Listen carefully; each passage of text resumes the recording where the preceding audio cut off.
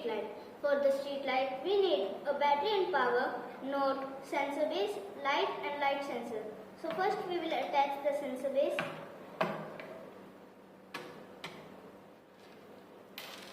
Now we will attach node. Now light. And now light sensor.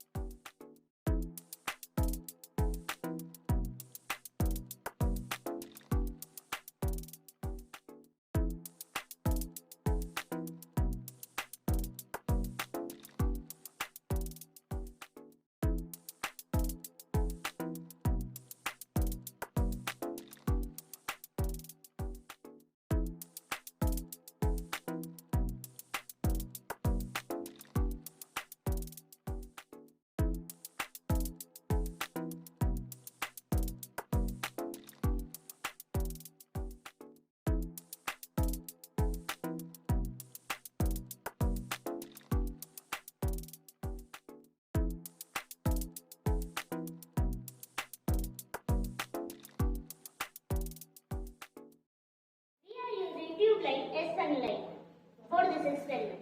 When the sun rises, the light gets automatically off, and when the sun sets, the light get automatically on. Thank you.